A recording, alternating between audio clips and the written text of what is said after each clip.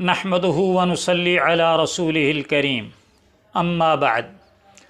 मुहतरम नाज़रीन, मैं हूँ अब्दुल गफ़ूर ख़ान और आप देख रहे हैं मेरा YouTube channel Abdul Ghafoor Kulachi official.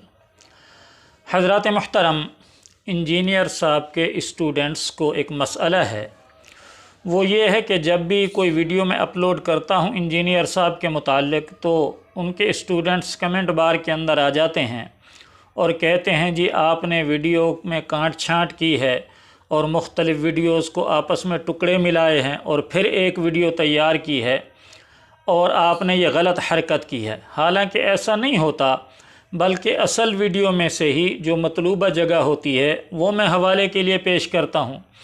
आज की वीडियो में इसलिए मैं मुकम्मल हवाला पहले दे रहा हूँ ताकि अगर उनके किसी स्टूडेंट्स को मेरे मुताल्लिक़ गलती हो, शुबा हो कि जी ये बाबा जी जो हैं झूठ बोल रहे हैं, गलत बयानी से काम ले रहे हैं, तो वो उस लेक्चर पर जाकर मतलूबा जगह को अच्छी तरह ख़ुद देख सकते हैं, सुन सकते हैं। चुनाचे आज जिस वीडियो का मैं हवाला दे रहा हूँ वो इंजीनियर साहब का यूट्यूब पर लेक्चर है 2 घंटे 4 मिनट दौरानिए का, और लेक्चर का उन्वान है इल्मी व तहकीकी मजलिस नंबर 6। ये थंबनेल नज़र आ रहा है। तो इस लेक्चर के 1 घंटा 44 मिनट और 23 सेकंड पर इंजीनियर साहब की ये बात शुरू होती है।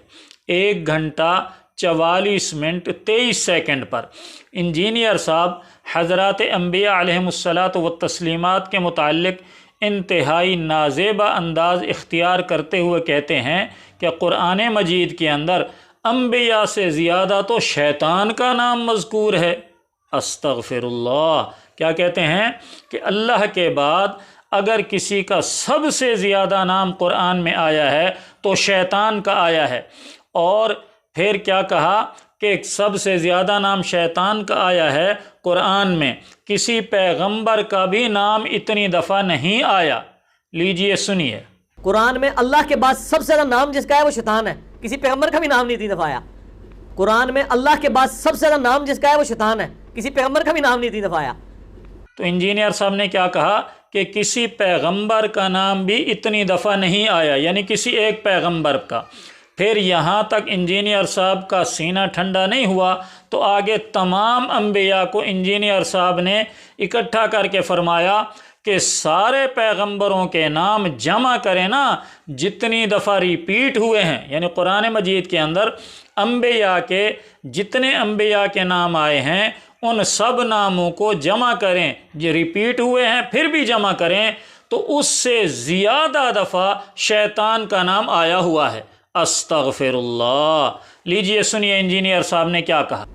हाँ, सारे पैगंबरों के नाम जमा करें ना, जितनी दफ़ा रिपीट हुए हैं उससे ज़्यादा शैतान का नाम आया हुआ है। हाँ, सारे पैगंबरों के नाम जमा करें ना, जितनी दफ़ा रिपीट हुए हैं उससे ज़्यादा शैतान का नाम आया हुआ है। तो गोया इंजीनियर साहब दावा ये कर रहे हैं कि कुरान मजीद में अल्लाह ताला के बाद जिसका सबसे ज़्यादा नाम मज़कूर है वो अंबिया नहीं हैं, ना कोई एक नबी ना सारे नबी, बल्कि सबसे ज़्यादा जिसका नाम का ज़िक्र है कुरान में वो शैतान है। नऊज़ु बिल्लाह, तौबा, अस्तग़फिरुल्लाह। अब आइए इंजीनियर साहब की इस बात की थोड़ा तहकीक करते हैं। कुरान मजीद में शैतान, शयातीन, इबलीस, शैतान के लिए ये 3 लफ्ज़ इस्तेमाल हुए हैं। शैतान इस्तेमाल हुआ है, शयातीन इस्तेमाल हुआ है और इबलीस इस्तेमाल हुआ है। अब इन नामों को काउंट करते हैं कि शैतान कितनी बार आया है, इबलीस कितनी बार आया है और शयातीन कितनी बार आया है।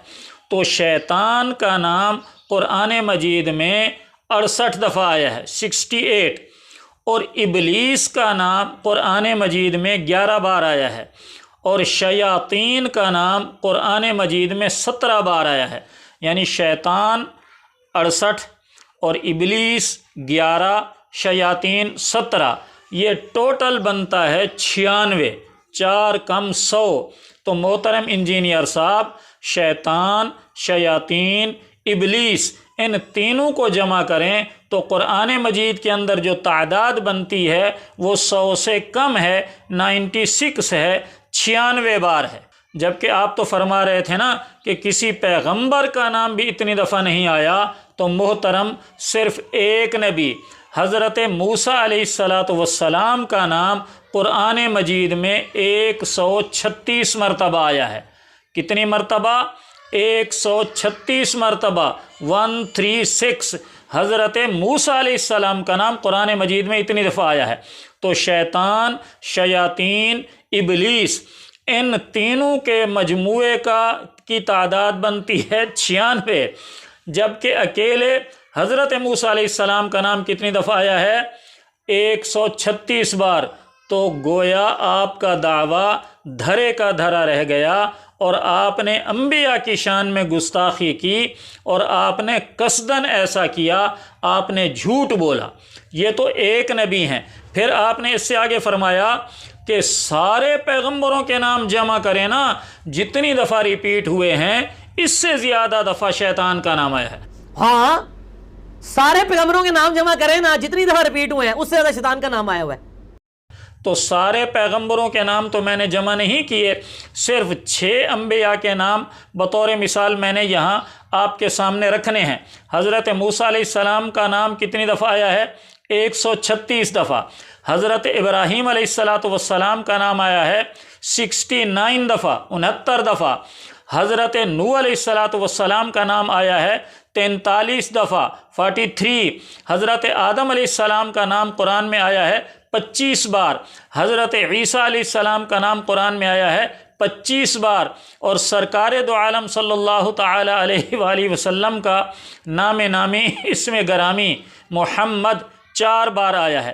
تو صرف یہ 6 حضرات، حضرت موسیٰ، حضرت ابراہیم، حضرت نوح، حضرت آدم، حضرت عیسیٰ اور سرکار دو عالم صلی اللہ علیہ وسلم، ان 6 حضرات کے نام جمع کریں تو یہ 300 سے زیادہ بنتے ہیں۔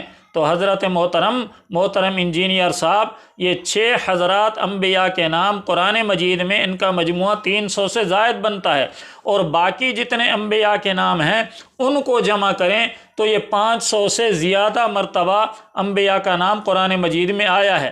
تو آپ جو فرما رہے ہیں کہ اللہ کے بعد سب سے زیادہ نام شیطان کا آیا ہے، یہ آپ کے شیطانی ذہن کی اختراع ہے، یہ آپ کے اپنے ذہن کی اختراع ہے، ورنہ قرآن مجید کے اندر حضرات انبیاء علیہ السلام کا تذکرہ، حضرات انبیاء کے نام نامی، اسماء گرامی، حضرات انبیاء کے نام سب سے زیادہ آئے ہیں، جیسا کہ میں نے عرض کر دیا۔ لہٰذا ایک تو آپ نے جھوٹ بولا قرآن مجید پر، دوسرا انبیاء کی گستاخی کی، بے ادبی کی، اور تیسرا آپ نے گویا ان آیات کا بھی انکار کر دیا جن آیات کے اندر انبیاء کے یہ نام مذکور ہیں۔